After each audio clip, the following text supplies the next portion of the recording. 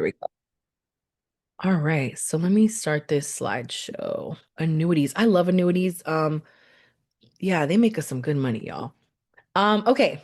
Annuity basics. What even is an annuity? Okay, so let's look at the problem that annuities solve. So, a lot of people know, hey, I need to save money for my retirement, right? I know I need to put money aside because who knows what the economy is going to look like in the future, right?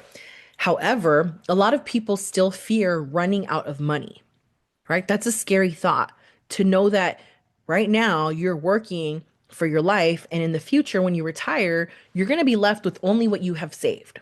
That's a very scary thought. You guys ever go into like Walmart or Costco or whatever, and there's like a little frail old person working at the exit, right? A lot of those people, I promise you, they don't want to be working. I don't want to be working, right? How many of you guys want to go to work? Now imagine that person, right? They're old. They should be retired, enjoying their life, but they can't because they probably ran out of income. They have to keep supporting themselves. Imagine someone had come to them and said, "Hey, Mr. or Mrs.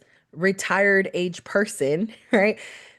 Imagine if they could have put some money away and said, "Hey, I can help you put money right now away so that in the future, when you do retire, you can start receiving income from that same money and never run out." That sounds like it's made up. It sounds like a scam, right? To say, hey, I can help you move some money into an account that will pay you for the rest of your life.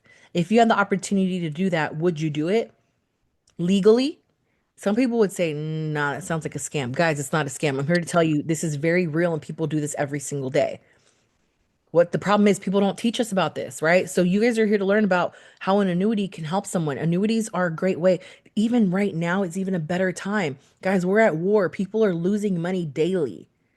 Okay, so if you know someone who recently retired, maybe recently quit a job, got fired, got laid off, all those people may have money that they can turn into a lifetime stream of income. Okay, now how do we do that? Well, an annuity, it protects annuitants or the owner of the annuity against outliving their money. Okay, what it does is it provides income for a specified period of time or for life. Okay, what happens is it pays until the death of the annuitant in most cases. So, there are different types of annuities. These are different products. Okay, so there's different categories of which one you want to select. So, how do we determine which one is best for each client? Well, we sit down and we go over what's important to them, what their goals are, right? It's important that we're looking to fit their financial goals. Everyone is different. Annuities are not one size fits all. So, number one, we're going to start with income annuities. Now, income annuities, what they do is they provide level, or I'm sorry, they provide a predictable level guaranteed income either now or in the future. Okay, these are ideal for people who are recently retired or getting ready to retire. Okay, and maybe it's someone who's already retired and it's someone who's like, hey, I have money saved, but I'm afraid I'm going to run out. Okay, I have money saved, but I don't know if it's enough for what I want or what I need. Okay, putting money into an income annuity, again, will provide them a level, a predictable level of guaranteed income. They know exactly what they're getting when they sign up, and they can decide, hey, I want to receive it now, or I want to wait in the future, start to receive it maybe 5 years, 10 years from now. Okay, that's one income annuity. There's also something called a fixed annuity. Now, with fixed annuities, again, these offer predictability. You know exactly how much you're going to be projected for income. Okay. Um, they have flexibility as well as so you can decide, hey, the longer I wait, the more income I'll receive. Okay. Maybe I don't want to wait. There's also guaranteed lifetime income in these. The difference between the fixed annuities and the income annuities, income annuities are more for people who are ready to receive money instantly. Like, hey, I'm already retired. I'm not interested in growing any money. I just want to continue to receive money for the rest of my life. That's an income annuity. Okay. With the fixed annuities, this is saying, hey, when let's say that you give your money to Fidelity and Guarantee, okay, one of the companies that offers fixed annuities. Okay, you give your money to F&G, Fidelity and Guarantee, and you say, hey, hold on to my money. I'm not ready to receive it just yet. And they say, cool, if you're getting a fixed annuity, we're going to provide you a guaranteed interest rate, maybe 2%, 4%, 6%. Okay. They're telling you exactly how much you're getting up front. And based on how long you wait to activate your income, you'll get either more or less. Okay. But this is a fixed annuity, is someone who's looking to wait to receive their income for later on in the future. Okay, they're getting an interest rate. Income annuities, they won't get much of an interest rate because, again, the purpose of this is to receive income right away or in the very near future. With fixed annuities, you're looking to leave your money sitting for a while. So they will pay you an interest rate. Income annuities, not so much. Okay. When it comes to indexed annuities, the great thing about this is that you put your money in with the company, right? And they're also going to give you an interest rate. Now, that interest rate could go up or it could be 0%. It could go up or it can go down, but it will never go below 0%. Okay, what does this mean? Well, when you have your money in an index annuity, they're going to give you the option to say, hey, we're going to give you an interest rate based on one of these indexes. It could be the S&P 500, it could be the Barclays, the Morgan Stanley, BlackRock. It could be so many, like an option of so many different ones. And they're going to say, which one do you want? Right? The safest one, S&P 500, is never a miss, right? So you can go participate in the S&P 500. Now, when the S&P 500 increases, guess what also increases? Your interest rate, right? Here's the downside to this. When the market drops, okay, your interest rate will also drop, but it will never go below 0%. You will never lose money. Okay, so your index annuity will grow up to a certain percentage. If the market goes up 20%, maybe your cap is 10 and you will only receive up to 10%, right? The reason you're limited in how much you can earn is because you don't experience any of the losses. If the market drops, your interest rate is just 0%. Any questions about any of these so far? All right. Someone said something in the chat. No, I love it. Okay, now variable annuities. With variable annuities, these have direct market participation. Okay, when the market goes up and down, this also goes up and down, including the losses. Okay, so variable annuities offer market participation. They have income flexibility and options for guaranteed lifetime income as well. Now, what does this mean? You give your money to the company. Okay, the company, they'll give you the same option as with these index annuities. They'll say, "Hey, which one of these indexes would you like to participate in?" You say, "I'll do the S&P 500." Okay, S&P 500 goes up 20%. Maybe they'll limit you to 8%, 7%. I don't know, whatever it may be, right? Now, the downside to this is that when the market drops 38%, your variable annuity will also drop 38%. There's no protection in these products. Okay, there is guaranteed lifetime income in these as well. These are typically lower guarantees because, again, you could lose a lot of money in these, so there's lower guarantees. They can't offer you as much of a high guarantee as the indexed or the fixed ones because, again, there's the opportunity for you to lose as well. Okay, now here at PHP Agency, we sell income annuities, we sell fixed annuities, we sell indexed annuities. I've sold all three. We do not sell variable annuities here. Okay, we do not sell variable simply because this requires a separate type of license. We are not licensed to sell products that can lose people money. So no variable annuities. I've sold all three. They're all great. I've replaced variable annuities. Okay, variable annuities, they're not bad. They're great products. They're just not something that we sell here. Okay. Any questions about types of annuities as far as how they grow? Please let me know if there's any confusion. I want to make sure you guys fully understand this stuff. All right, cool. Someone said no. All right. Okay. So parties to an annuity. Okay. When you sign up for an annuity, who are some of the parties here? Well, number one, there's going to be the owner. Okay. This is the one who owns the money, right? So, For example, my mom, when I first got started at PHP, she had money in an old 401k that she actually put into an annuity. Okay, so someone said, what's good about variable annuities? We'll come back to what the benefits are. Okay, cool. So my mom, when I first got started, she ended up she left her old job and she had money just sitting in her old 401k. She says, "Well, it's just sitting in the 401k, not really earning anything, losing money sometimes. What can you help me with?" Right? So I said, "Okay, let's put your money into an index annuity," which we ended up doing. She's the owner of the annuity.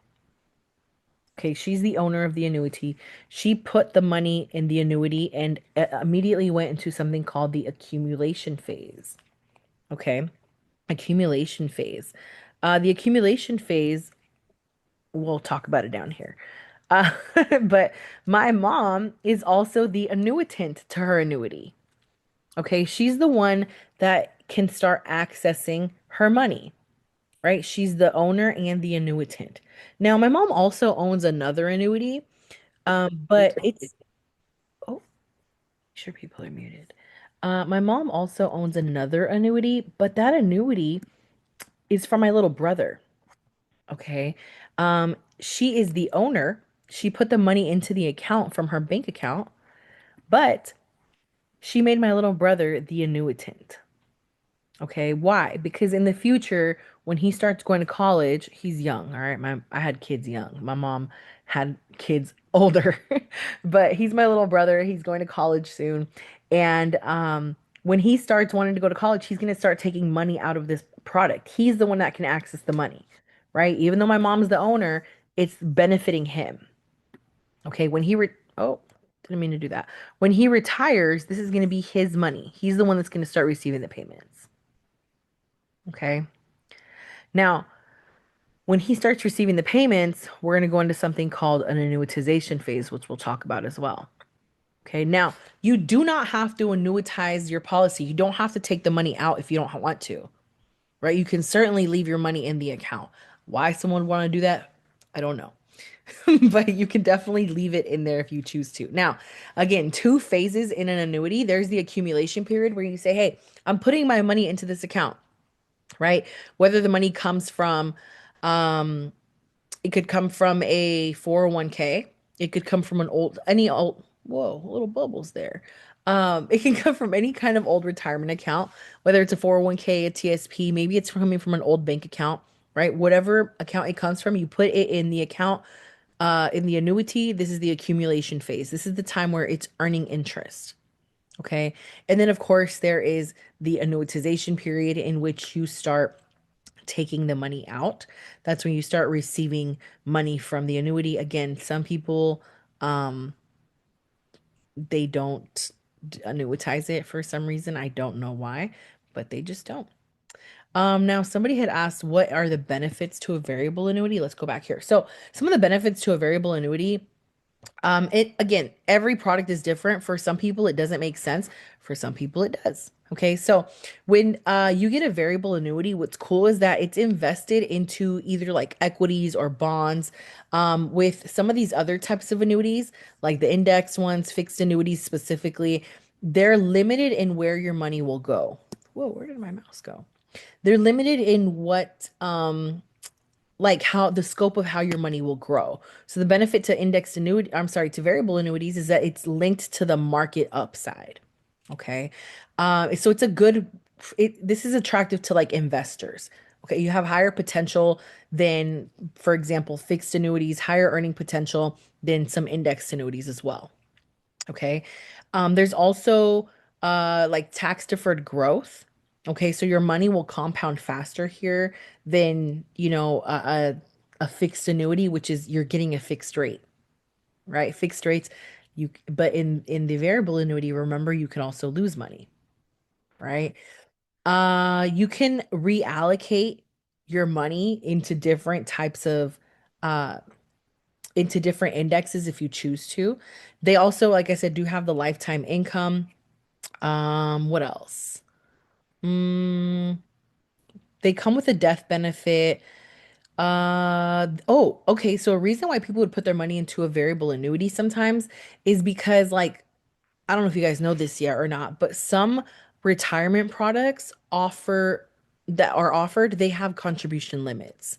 Right? So like in a 401k, for example, you can only I think that for this year the limit is like 24,000 that you can contribute. With a variable annuity, if it's one that you can make payments on a monthly basis, there's no limit on how much you can contribute.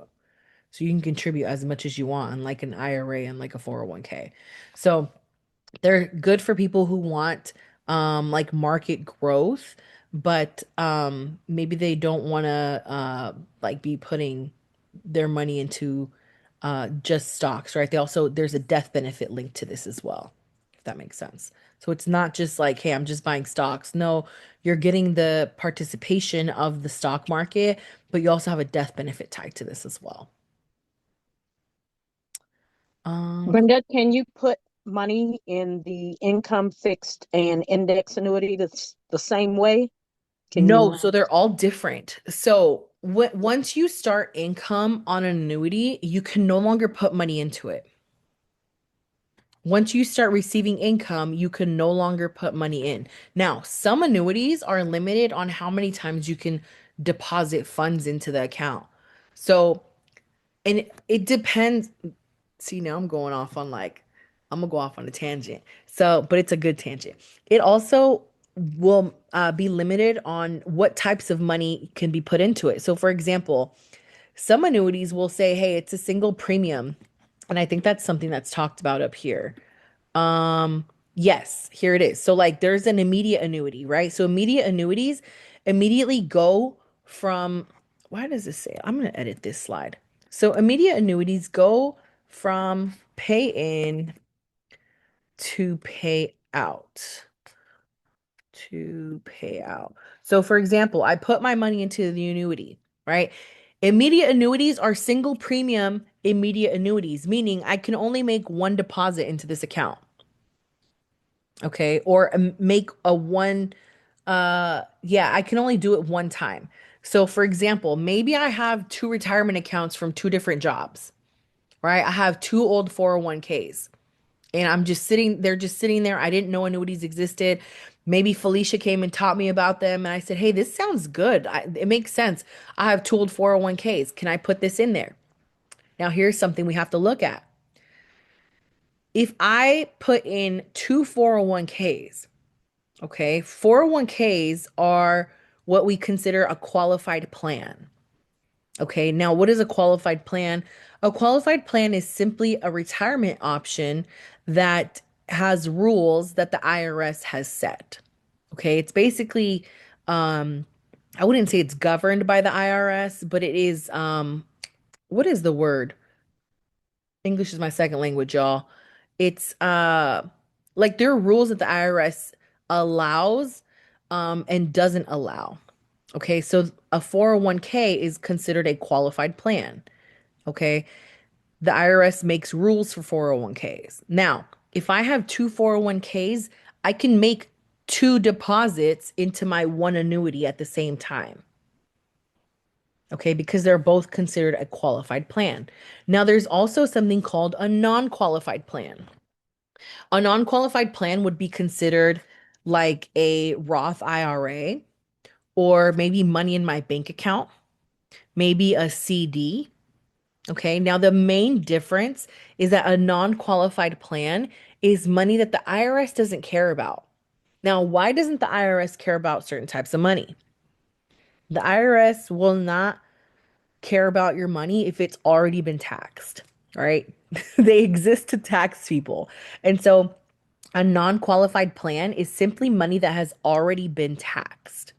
Okay, so when we're looking at making deposits into annuities, if I have a 401k and I also have a bank account that has money in it, and I say, hey, I want to take deposits from both of these and put it into one annuity, I cannot do that. That's called commingling of funds. I cannot commingle funds that are not the same.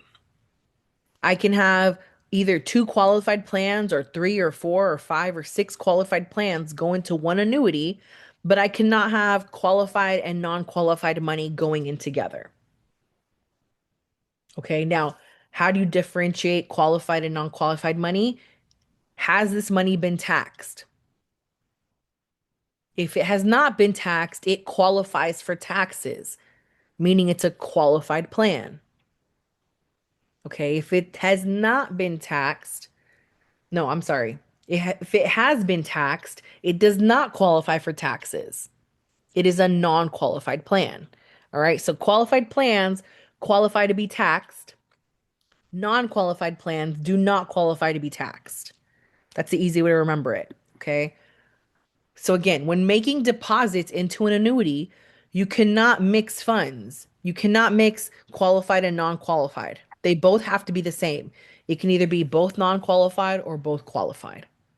All right. Now, immediate annuities are limited to one deposit at a time. Yes, there can be multiple accounts going into it. So you can have two old 401ks, or you can have a TSP and a 401k. You can have a 403b and a 401k. They can both be non-qualified plans. So you can say, I have a CD and, my savings account, right? But they cannot be different, but they can both go in at the same time. Okay. Now, with first of all, does that make sense? If it doesn't make sense, please tell me. I want to make sure everyone understands this. Don't feel bad because, like, no, maybe everyone else gets it. No, we're here. Everyone's coming. No one left, no children left behind. Remember that back in school? Everyone gets it. Everyone should score 100% in annuities. Let me see. The chat says, can you repeat it? Absolutely. So, when it comes to depositing money into an annuity, okay, there's a lot of rules. All right. One of the rules is, hey, any money that comes into an annuity, no matter how many or how many accounts you want to deposit into one annuity, okay, they have to come from the same type of account. There are two types of accounts. Okay. There are qualified plans.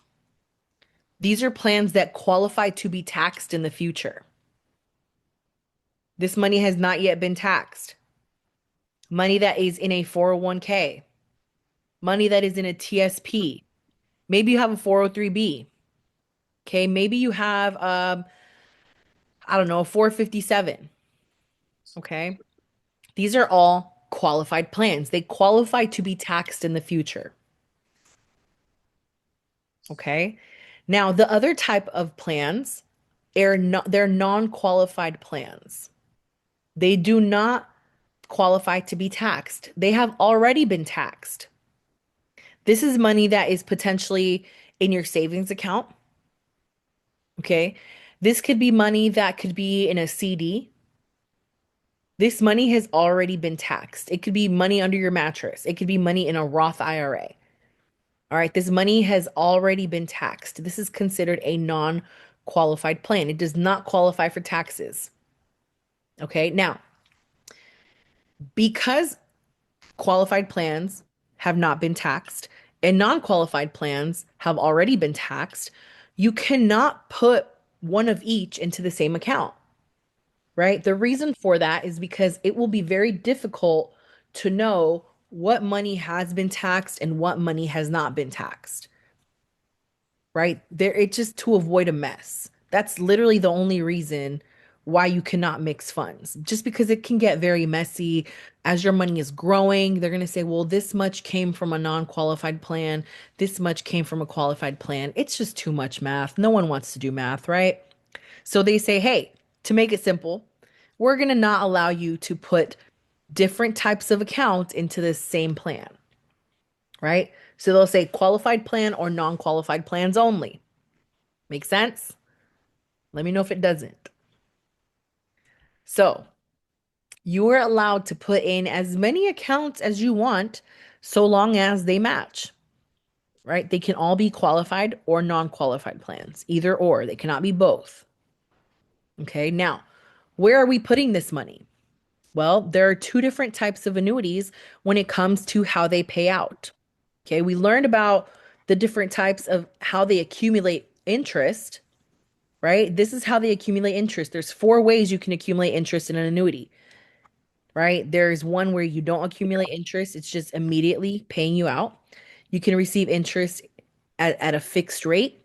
You can receive an indexed rate, which will go up but never go down, right? Or you can get variable, which will go up and down. You can lose money, right? So there's four different ways in which you can earn interest. These are the ones, all right?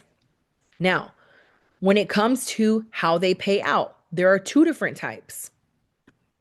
There's immediate annuities, right? You will get paid immediately. You say, hey, I have this money from my old 401k. I have this money from another annuity. You can put an annuity into a different annuity if it makes sense. Okay. So, for example, I had a client who had a variable annuity. She's 70 years old and she says, I have a variable annuity. I don't like that I'm losing money. I'm seeing my money drop and I'm afraid I'm not going to be able to stay retired. So I said, great, let's look at options. We moved her money from an immediate annuity into an income annuity. And so she's not receiving any interest, right? But she's going to receive money for the rest of her life. Her variable annuity did not offer her any lifetime income. The one that I offered her did. So we got her an immediate annuity that was paying her immediately. Can I go back? What words on this? I don't like how that looks. Nope.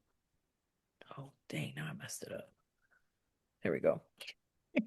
Okay, so in an immediate annuity, once we made that deposit into my client's account, into her new annuity, she started receiving money instantly. Literally, the it was like 2 days later, once we finalized everything, we let them know, hey, this is when she wants to start receiving payments.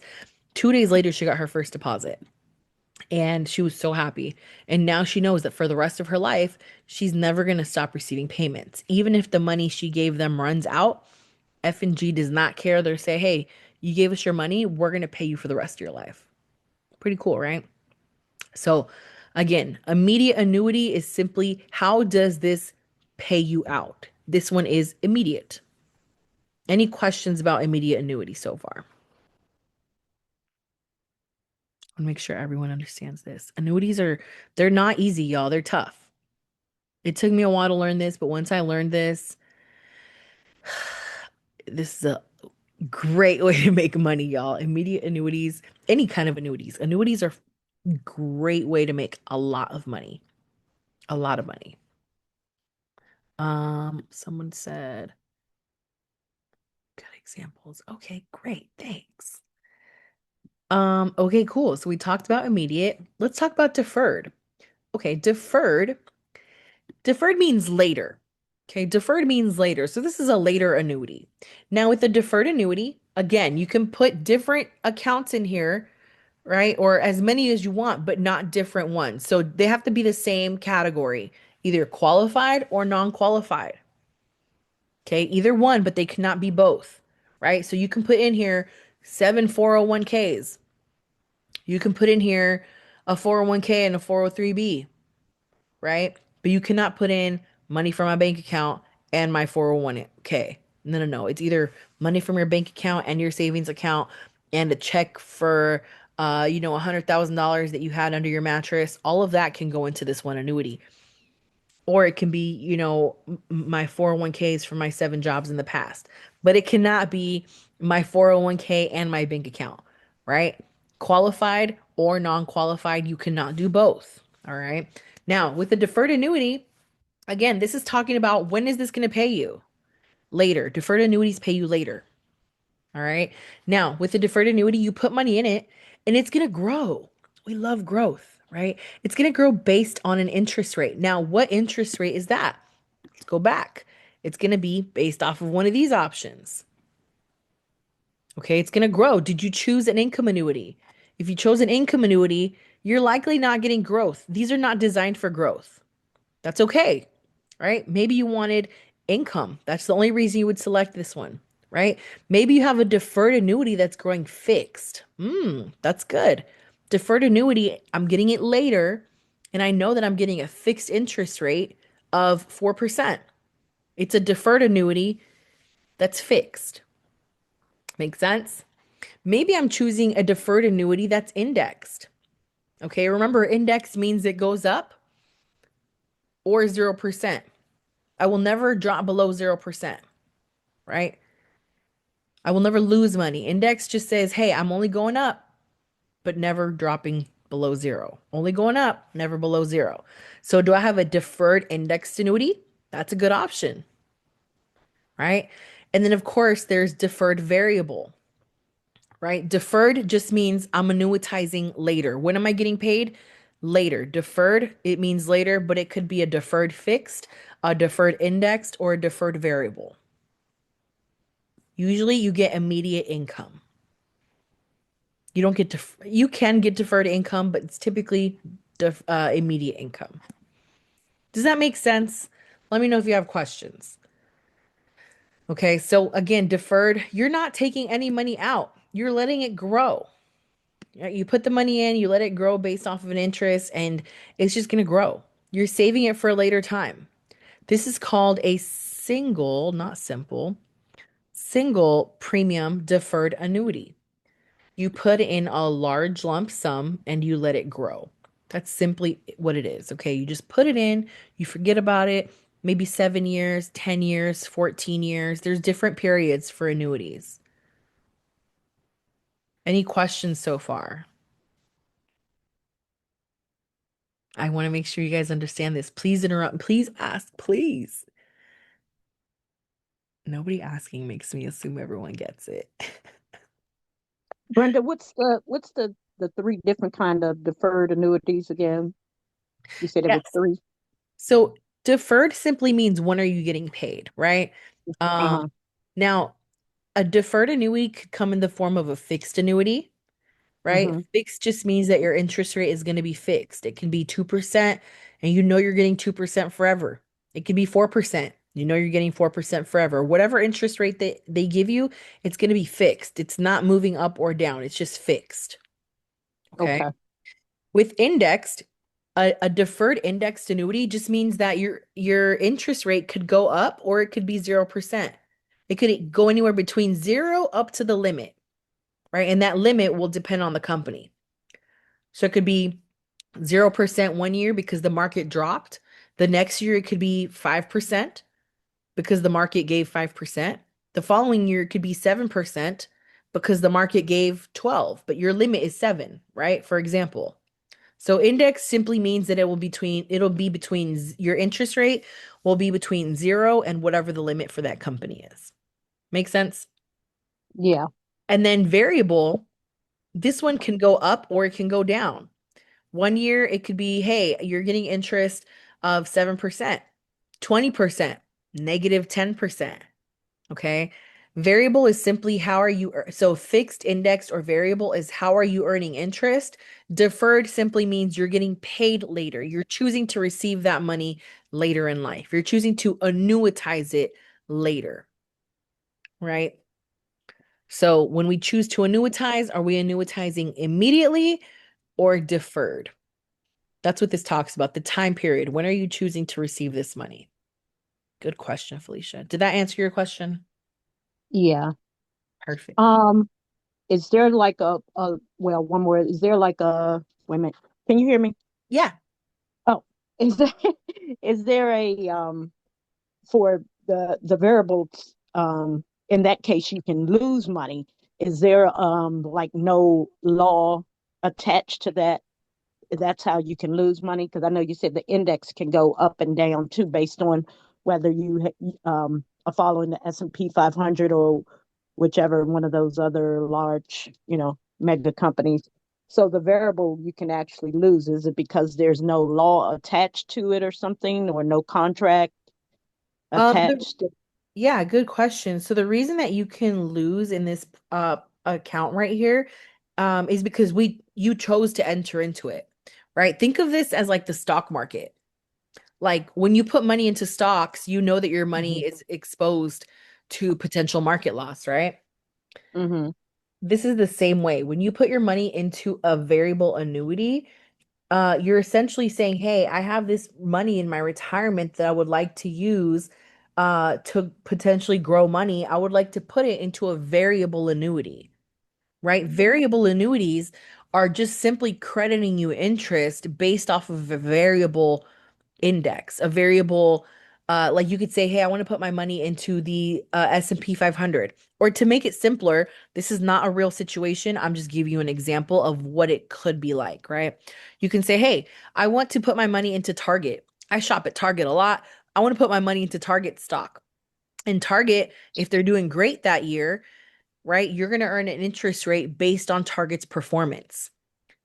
If you chose to put it into Target and Target didn't do too well and the market value of Target dropped, your interest rate that they credit you is going to also drop.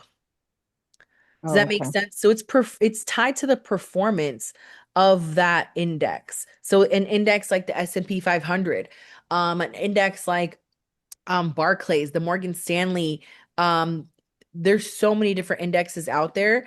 Now, you're going to receive an interest rate based on the performance of that index. So if that index does great, you're going to do great. Some of these are uncapped, right? Meaning that they don't have a limit. The downside is, though, that when they do drop, your account value also drops. Does that make sense? Okay. Yeah. Cool. So that's the main thing about variable annuities is that they do have the opportunity to lose money. Um, yeah. That's the thing. Now, when it comes to deferred, that just means like, hey, I'm getting my money later, right? Whatever, like over like let's say you commit to a 7-year annuity, right? Because there's time periods. There's 7 years, 10 years, 14 years, 20-year annuities. Now, that period of time, that's just how long you choose to let the money sit with the company. Now, during those 7, 10, 14, or 20 years, they are hold on a second. Chris texting me. Uh, yeah, during those 7, 10, 14, or 20 years, you don't have really access to that money. It's limited, and I'll explain that in a couple slides. But your access to this money is limited during those 7, 10, or 14 years. Felicia, let's say, for example, you had a job at Target, since we're already talking about Target. Okay. And Target offered you a nice retirement while you were there. But then you said, you know what? I'm tired of Target. I'm going to go work at, I don't know, some other store, right? And you leave Target. Okay. Now, the retirement that you had there, you have options. You can say, hey, I want to leave it there, right? That's one option. You can say, hey, I would like to put this money into an annuity, right? Let's say you chose to put it into this variable annuity. All right. And Hmm. you say, I want to commit to a 7-year annuity. Now, there are Hmm. rules to annuities, guys. Okay. Here are some of the rules. Because a 401k is called, remember, a qualified plan, right? Now, a qualified plan, I told you guys, has rules set by the IRS. Okay. One of those rules is, Felicia, you cannot touch this money until you're 59 and a half, right? Hmm. Even though you move that money into an annuity, it still has that rule because it came from a 401k. All right. So if you say, hey, I don't want to touch this money for 7 years, 10 years, 14 years, whatever it may be, right? You put that money in there. Let's say, I don't know how old you are, but let's say by the time that let's say your 7 years are up and you're like, hey, I'm 60 years old now, right? I want to start receiving my money. Okay. They will give you at the end of that period, that 7 years was the accumulation phase. All right, we talked about the phases. Where is it? Right here. The 7 years was the accumulation phase. Okay, that's when the annuity goes and starts earning interest, right? With your variable annuity. All right, you following along? Now, Yep. at the end of those 7 years, you're like, hey, I'm 60 years old now, just as an example. I know you're not 60, but as the example, you're Almost. like, Almost. there's no way. I'm looking at your picture. There's no way you're close to 60. 58 in No October. way. That's crazy. I is that your daughter in your picture? Because I definitely thought No, you're that's like me. in your 40s. Girl, pass along the secret. But I don't know, yeah, stress. you look great. But cool. So let's say okay, so you're actually at an age where you should be able to access your money very soon because the age is 59 and a half, right? So in the next year and a half, if you have a retirement, you'll be able to access it. But check this out. Yeah, Let's say that it's the end of your 7 year period and you're like, hey, I'm now 59 and a half. I'm now 60 years old, whatever it is. This is when you go into the annuitization phase, okay? When that 7 years is up. And remember, that 7 years is just the period of time that you signed up for in your annuity. All right. I'm actually going to show you guys what that looks like because I have, oh, that's not what I meant to do. Let me see if I have one here. I know I have. Ignore my stuff here, y'all. That's a life insurance illustration. Life insurance. I don't need previous 30 days. Give me like last year. Let me see here. I know I got an annuity here somewhere. Life insurance. Um, let me show you guys. It's been a minute since I wrote one. Okay, I'm gonna have to come back to that. But no, that's life insurance also. Mm, oh, hold on, I just passed one. Final illustration. Dang it, that's also a life insurance one. Let me see if I have the client's name. Um, let's see if it pops up. Okay, so at the end of those 7 years, you're going to enter into the annuitization phase now, right? So accumulation is the time of period that, or it's the period of time that you commit to letting them keep your money. Okay. Annuitization is when they start paying you out. Okay. Now, when they start paying you out, that's when you're going to receive money from, if you have a variable annuity, that's when they're going to start paying you out whatever you had that was, y'all see my son in the background. That's when they're going to start paying you out whatever you had left in your account, right? Hopefully it grew. Okay. Variable annuities have the opportunity to lose. So hopefully it grew, but there is the opportunity that you lost money as well. Does that make sense? I know that they're a little bit, you know, Yes, so with the variables, it goes by basically like how the stock market is, right? So if it's raised, if the stock market is good, you can make money. If the stock market drops, then you're going to lose. correct. Gotcha. Yep. Yep. So you can either lose or you can win. It all depends. That's with variable. Now, if you have an indexed annuity, you're not losing any money, right? You're only making money if the market drops, your interest rate is just flat rate, right? 0%. You're not losing anything, but you're also not making anything. That's with indexed. With fixed, it doesn't matter what the market does. It does not matter what the market does. It could earn, it could lose. It doesn't matter. You're receiving your interest rate guaranteed. Fixed interest. You're receiving 2%, 4%, whatever it may be, you're always going to receive that. That's what you committed to with the insurance company. That's the commitment they made to you. They say, hey, no matter what, we're going to pay you. Make sense? Yes, so with the fix, it makes money regardless of the market. Exactly.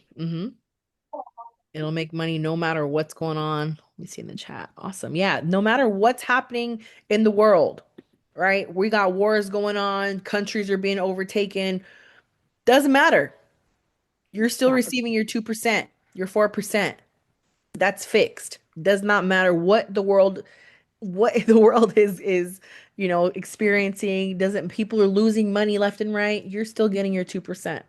Perfect. And that fix, that goes based off of what you set up when you first set up the account. So if you choose a 2%, that's going to stay regardless. If you chose a 10%, it's going to go up. It's going to stay that way regardless.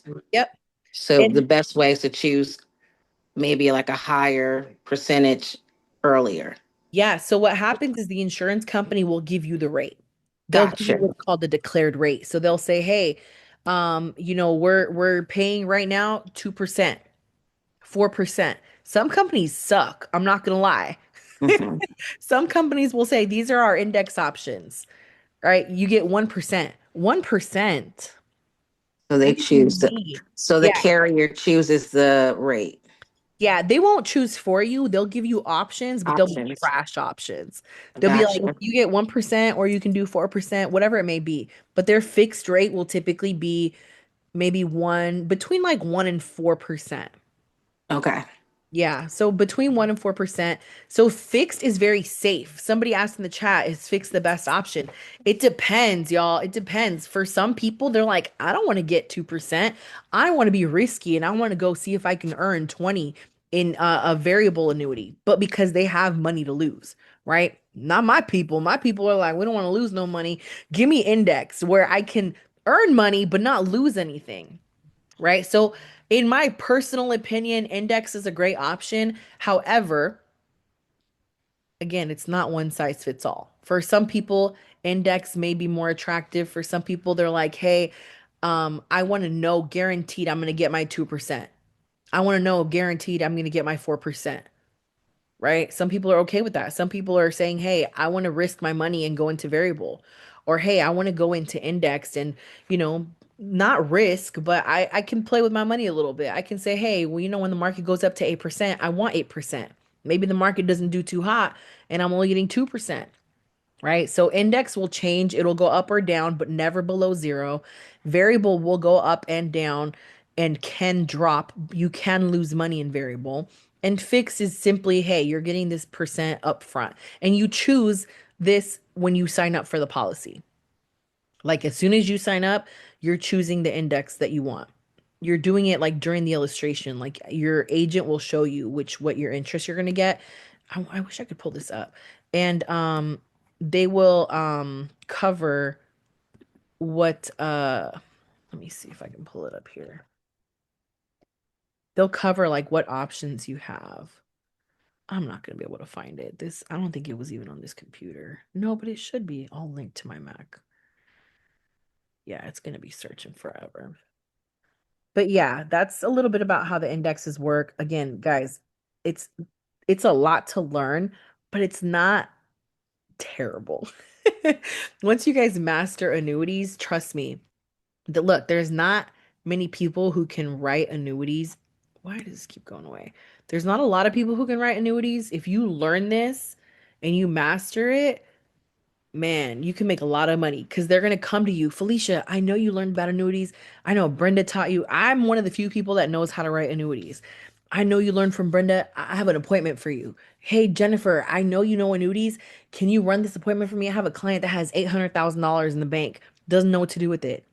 800K. Do y'all know how much annuities pay us? Let me give you an example. Some annuities pay us 8%. All right. Let's say Jennifer, someone comes to you and they're like, hey, I know someone who has $800,000 in the bank in a 401k in their TSP, right? You roll that over for this agent, right? It's going to be a split.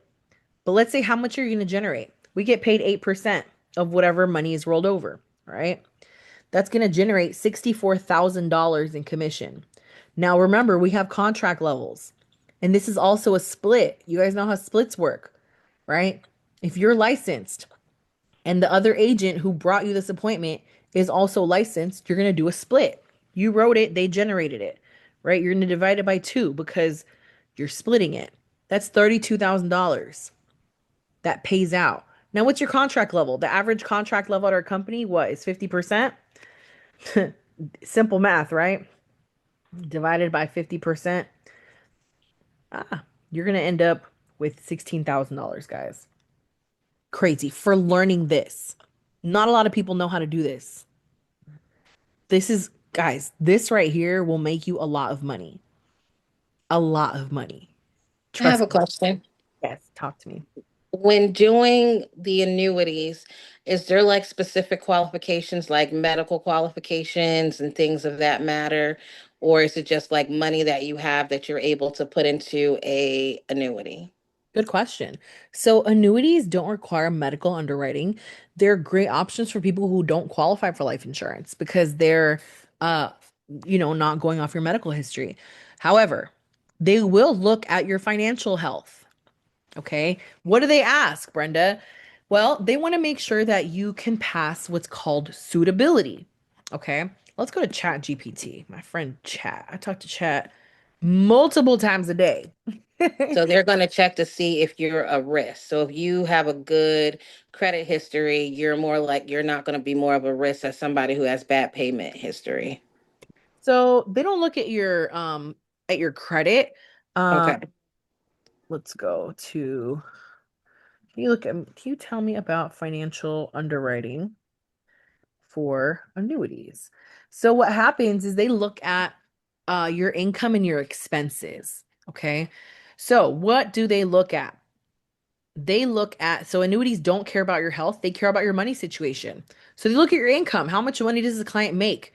Can they afford the premium, right? If you say, hey, um, I'm trying to put 200K into an annuity, but I only make 40K a year, that could be a red flag. Okay, the reason for that is because 40K a year is not a lot of money, right? What if Mm-mm. this person needs access to that $200,000? The company is banking on you giving them this money and locking it up for the amount of time that you agreed upon. If you said 7 years, they're counting on you not touching that money for 7 years. Okay, why? They're going to turn around, they're going to put this money in stocks, bonds, commercial real estate, equities. They're going to go invest this. Now imagine you come to the company and say, "Hey, F and G, I know I gave you guys 200K 2 years ago, but I actually really need that money now." They're going to say, okay, sure, you can have it back, but we're going to charge you." So, Michelle, the agent is asking to log in. Let me mute. Hold on. Yeah, so if you come ask for your money early, they're gonna say, "Yeah, we'll give it to you, but Jasmine, you committed to 7 years. We're gonna charge you an interest rate." Not interest, they're not gonna charge you interest rate. They're gonna charge you something called a surrender charge. Okay, surrender charge is just a fancy way of saying cancellation fee. Gotcha. So they'll charge you like a Roth IRA, like when you put your money into a Roth account and you lock it in for a They're certain time frame. Yes, they're going to say, "Hey, we're going to charge you a cancellation fee. You committed to 7 years, you only gave us two. We're going to charge you a fee for the loss of the investment value that we're going to have, right? Because we would have invested this money for the next 5 years. You're canceling early. Now we're going to charge you what we would have earned had you not canceled." Okay, that's called a Gotcha. surrender charge. All right, so they're trying to avoid that. They don't want you to cancel. So they're saying, "Hey, if you don't make enough money, we're not writing this annuity." So that's one thing Gotcha. they look at is your income. They also look at your net worth. How much assets or how much in assets do you have? Do you have savings, investments, properties, right? Are you putting away like is this a reasonable portion of their wealth? Yes. How much do you have in assets and is what you're putting into our product a lot of your assets, right? Or are you putting everything into one? Do you diversify or is this all your eggs in one basket kind of thing? They look at your liquid assets as well. How easily can you access cash? If you have an emergency, do you have money on hand? Right? Yeah, retirement income. Do you have that? What is the purpose of this? Are you looking to, and this is why it's important, guys, it's important to learn this stuff because if you say, "Well, I'm going to write my client an annuity, but all I've heard about is income annuities that are instant, like immediate income annuities," but your client's 39 years old, that is not a good product for them, right? So again, what is the goal? Are they looking for retirement income right now? Are they looking to grow their money? Are they looking to get tax deferrals? The annuity must match the goal. You can't just write a product and not know what the client's goals are. That's like a doctor, you going to the doctor saying, "Hey, doctor, my back really hurts." Great, we're going to prescribe you an antibiotic. What? I have back pain. I don't have a virus, right? They have to give you, you are the financial doctor. You have to prescribe the right product for the medical symptoms, the financial symptoms in this case, right? You have to give them the product that fits their needs. I have Uh, another question really yes, quickly. yes. Is there an age? So, like you said, like if you're 39, so like what if somebody's 39 and they have like a good income, they're making money, like they have, you know, liquidate, they have liquid assets and they want to put into an annuity to, get growth in the future. It Great. so that's still because like I'm 36, right? So like for instance, like if I was stable enough to say, hey, I want an annuity, you know what I mean, and it's for growth for the future, I could sell a policy to somebody that's in my age bracket. Hmm. Yep. Okay. Yeah, annuities are for everyone. The Okay. thing is, what is your goal, right? So someone like Yes. you're like, hey, I have money, in my Roth IRA that I'm looking to move. I want growth potential. Someone like you, 36 years old, what I would personally do is I would put that money into a 14-year plan. What, you're 36, by the time that it expires, you're going to be 50 years old. Boom, I'm doing another 14 years, right? Gotcha. You're doing maybe two 14-year products. By the time that time comes, you have access to all of the money you grew. Gotcha. Guys, I'm so excited for you guys to get licensed because one of my favorite things to do is go on to FNG and play with numbers. I love doing hypotheticals. I'll do them on myself. I'm like, all right, I'm 37 years old. If I put in $2,000 a month and I start saving this for this amount of time, how much money will I have by the time I retire? I love doing that. But you can't do that until you're licensed. But yes, absolutely. An annuity absolutely fits someone your age. It's for everyone, y'all. I told you, my Thank brother, you. when he was 8 years old, got an annuity, and it's been Okay. building interest over time. Again, it just has to fit your goal, right? They look at how long before you need the money back. If you need it too soon, an annuity probably isn't suitable. Why? Because there's cancellation charges, right? Unless you're getting an immediate annuity. Immediate annuities, remember, they're not paying you an interest rate, right? It's very low and it's not even worth like you're not don't even think about the interest rate in an immediate annuity. They do pay one, but it's not the purpose of it. Right? They legally have to pay you one because they're holding on to your money, but the purpose of an immediate annuity is like I need my money now, right? But if you're not old enough, doesn't make sense. So again, they're going to look at how long until you need the money. So again, suitability, is this product appropriate for this client? What suits my needs is going to be different than Jasmine, than Matthew, than Rue, than Phil. Everyone's going to have different needs, right? So again, why does this exist? Why do they do financial underwriting, also known as suitability? Because they're trying to protect the client. This protects people from locking up money that they might need. It prevents abuse, right? It prevents agents from overselling or replacing policies unnecessarily. I got denied from rewriting a policy, my own mother's policy. She has an annuity. It's okay. It's not earning the most interest, right? But she had an annuity. Now, this other company came out with a better product. I said, this is a better product for you. I'm going to move you into this product. The new company said, we're good. We don't want it. They didn't want her money. My mom is doing great financially. And they said, no, we don't want it. Why? Because the cancellation fee, because we're moving the money too early, right? They would have charged her a cancellation fee because, again, you can't cancel too soon, right? She says, no, I'm willing to cancel if I'm going to get a better rate. The insurance company said, no, you're canceling too soon. It would be too much of a loss for you. We don't want to cause you any losses. They denied me rolling my mom's money over. Why? Because again, they thought, well, I don't know if they thought I was trying to abuse it, but they were looking at like, no, it would be too much of a loss for the client to lose that money. Again, where do they learn this? In the financial underwriting. Okay. And then again, the regulatory requirements, right? So there are strict rules for annuities. The government is very involved in money. Okay. So again, there are reasons why you can and can't do certain things. Um, yeah, look, chat knows my name. That's crazy.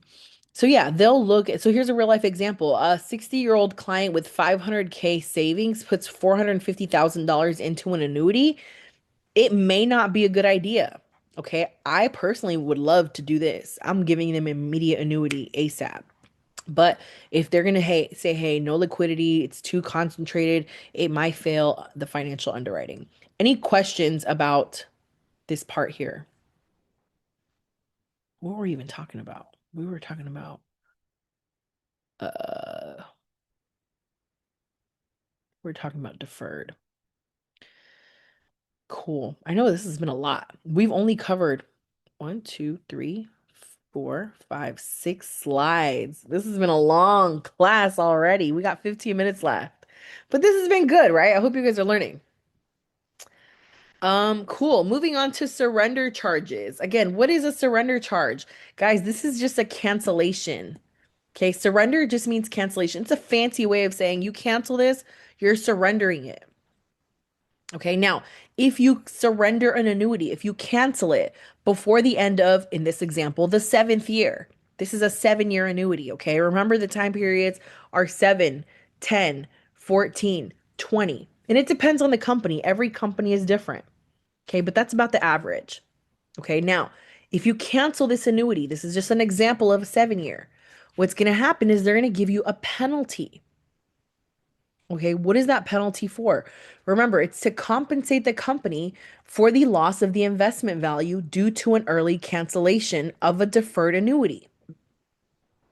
Okay, so you're canceling your annuity early. They're going to say, no problem, we're going to cancel it. However, we warned you in the beginning, Felicia, if you decided to cancel it, we were going to charge you a fee. Matthew, because you're canceling your policy early, we're charging you this interest rate, right? Or not an interest rate. We're going to charge you this percentage of the annuity. Okay, so what do? They're going to charge it, or it's going to be what's called levied against the cash value. They're going to say, hey, you had $500,000. We're going to charge you 2%, 4%, whatever percentage it may be. That percentage is typically related to the year that your policy is in. So, for example, if you have a 7-year policy, the cancellation rate in the first year will be 8%. In the second year, it will go down to 7%. In the third year, it'll be 7 or 6%, and so on and so forth, right? It'll drop 1% per year. So again, if you cancel your policy early, they're going to say, we're going to charge you this percentage. This percentage will be based on the year that you are in your policy. They typically start at the number of years that you have, right? So that percentage reduces over time based on the amount of years that you committed. If you committed to 7 years, they're going to charge you typically 1% above. So it'll be 8%. 7, 6, 5, 4, 3, 2 until it's 0%. Okay, so at the surrender, the owner receives the value of the annuity, so the premium, what you put in, plus the interest that you earned, minus the cancellation fee. Now, that charge, the amount that they charge you, will go down a percentage every year until year 8 in this example, where it is now at 0%. Any questions about surrender charges?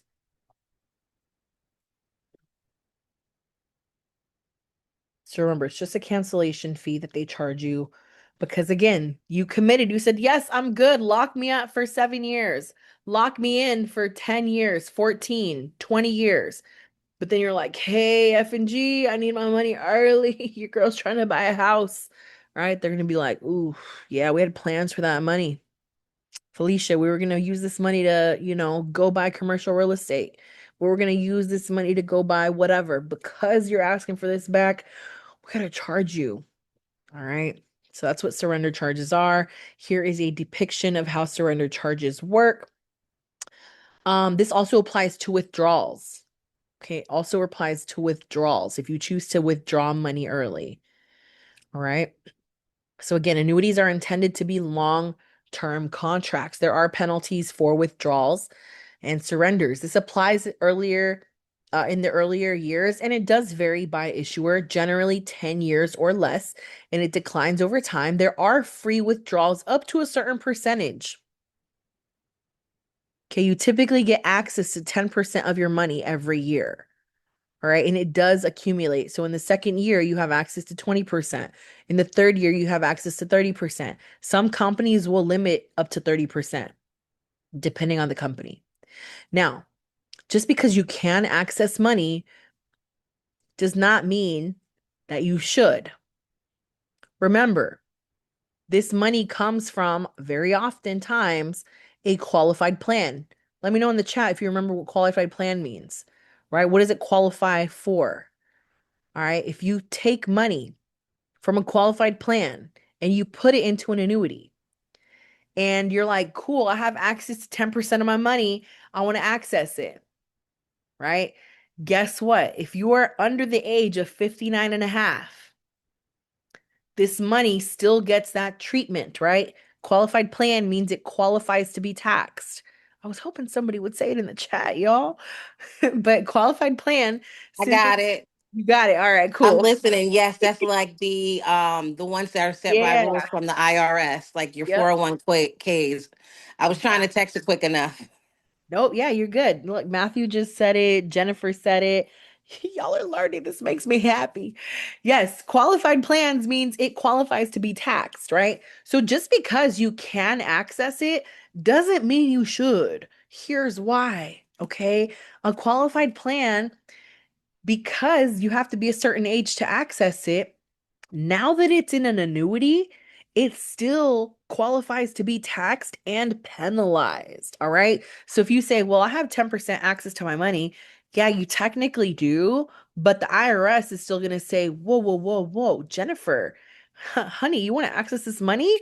We're going to want some of that money. We're going to want a 10% penalty for accessing the money early. It's an early withdrawal penalty. And they're going to say, sis, we're going to send you a tax bill. All right. They're going to want to tax your money as well because it is now considered income. Brenda, Yes. what about if you had already been taxed and you took it out and you Question. know it's in your bank? They Yeah. can't tax it again, can they? Because it's No, already been taxed. you're absolutely correct. Now, that is an exception. That is now considered a non-qualified plan because that money came straight from your bank account at this point, right? So money that comes from your bank account is considered a non-qualified plan. It does not qualify for taxes. It does not qualify for any penalties. That money has already been reported to the IRS as income. Okay.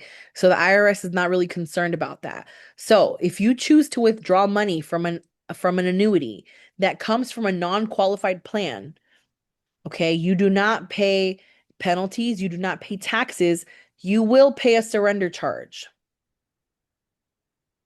Okay, a surrender charge will always apply to an annuity.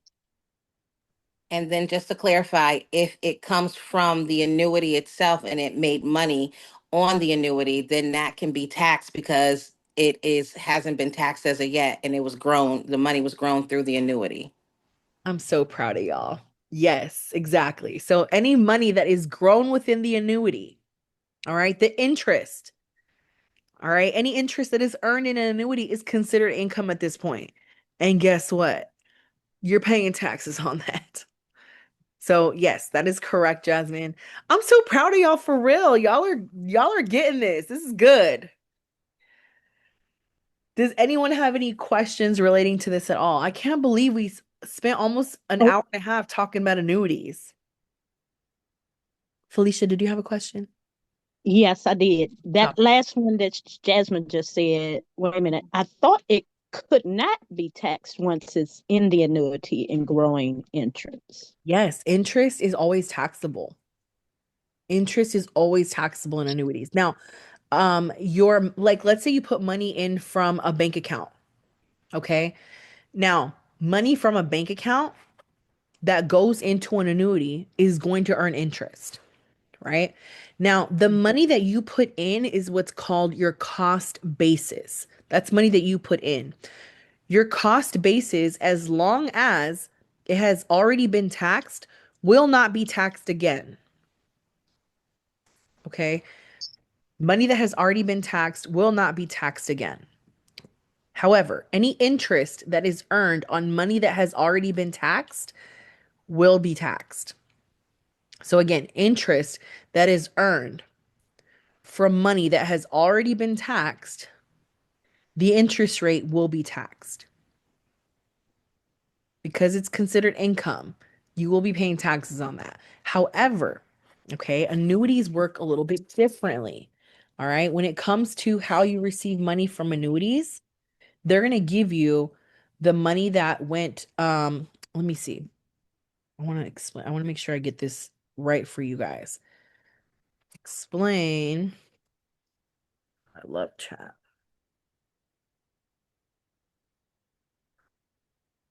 Is this even typing? I can't see because my thing is right here.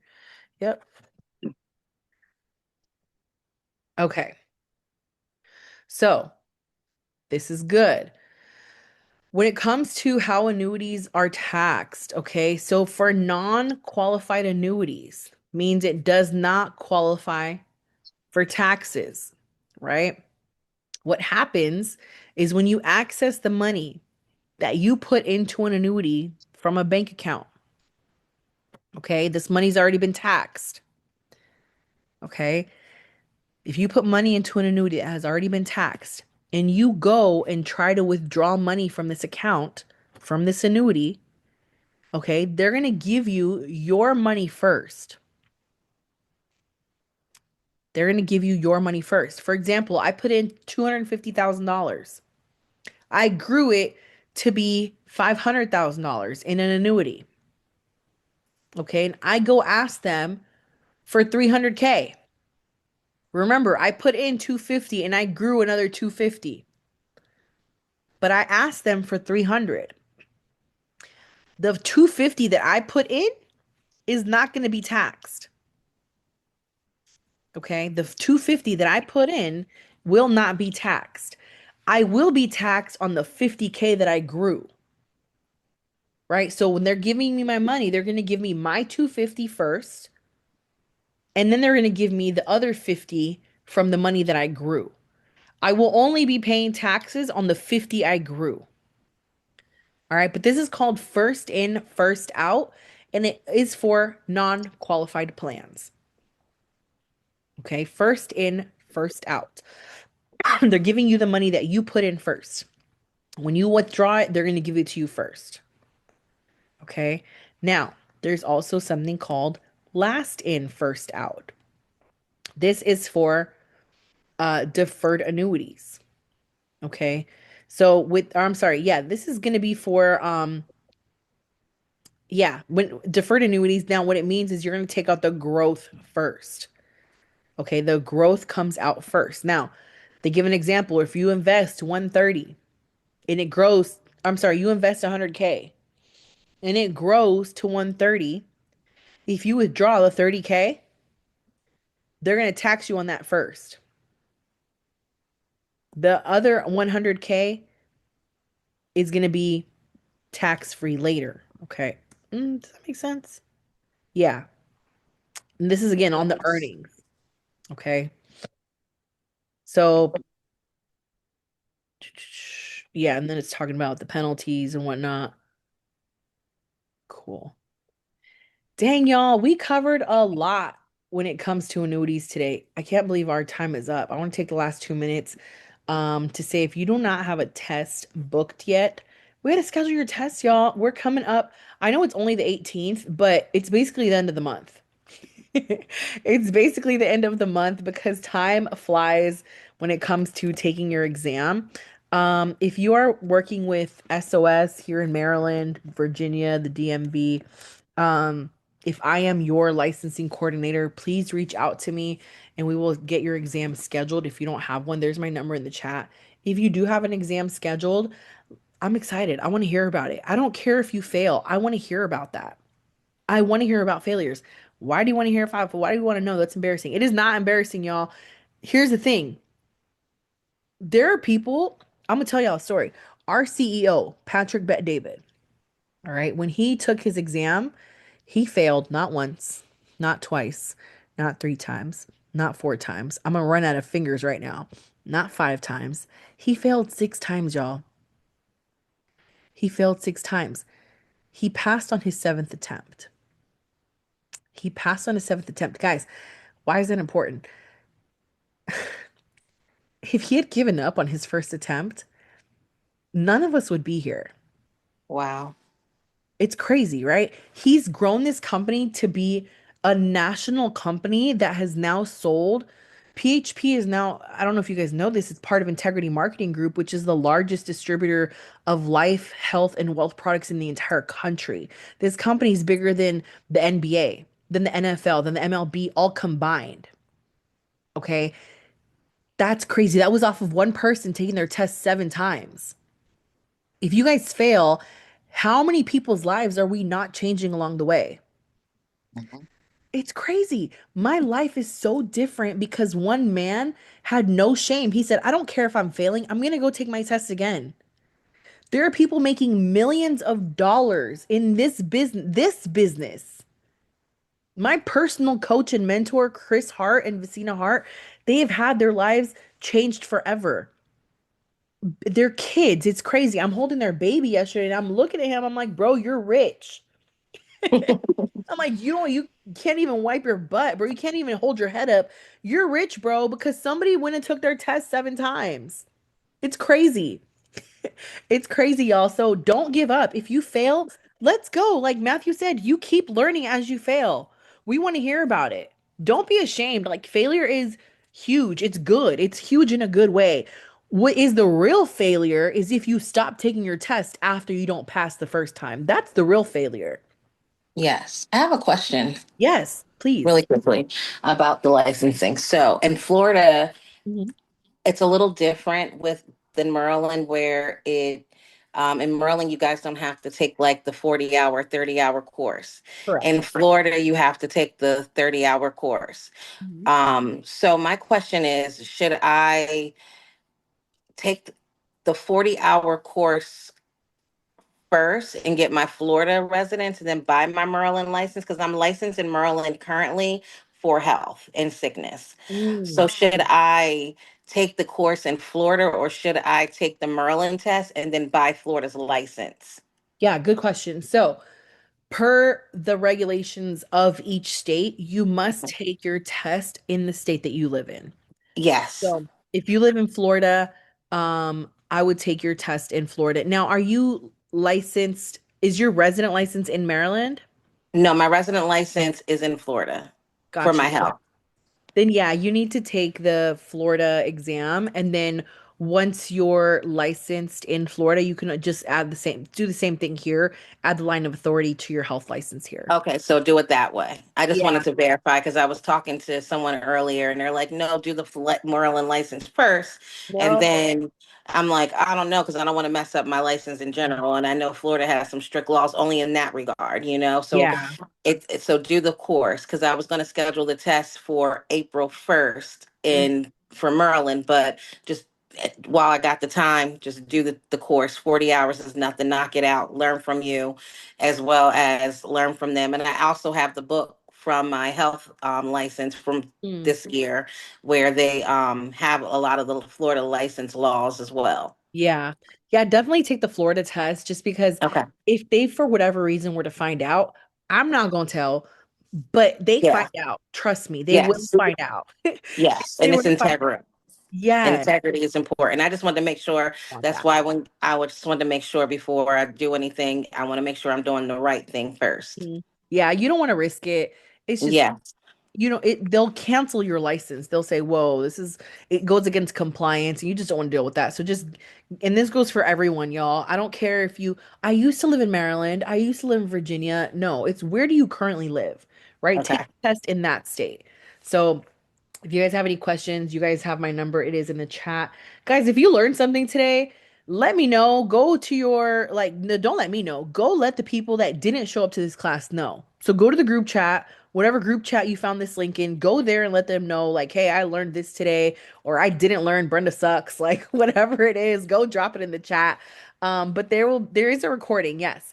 And tomorrow, actually, we have a special call. I will not be teaching tomorrow, but we have Sylvia from home office training, and she's going to be doing licensing. So she'll be covering some different topics, and I will be back on Saturday because she's actually teaching Thursday and Friday. Okay, so I love Sylvia. I've become her friend. We've become very good friends, and she does me favors. So now she's going to teach tomorrow and Friday. So definitely come back for those calls, guys. And I will see you guys on Saturday. Same link. You guys can find me on the same link. It will be from 8 to 9. Actually, I lied. We're not doing class on Saturday. Saturday's fast start school. So get to your local office for Fast Start School. Saturdays are a little, Fast Start School is a little bit busy, so I will not be teaching Saturday, but come back Thursday and Friday, y'all. If you don't have a test scheduled, shoot me a message. We'll schedule your test, but I will see you guys very soon. I hope you guys have an amazing rest of your week. Thanks for coming on here, guys. I'll catch y'all soon. Bye, guys. Of Thank Thank you. you. course. Bye, guys.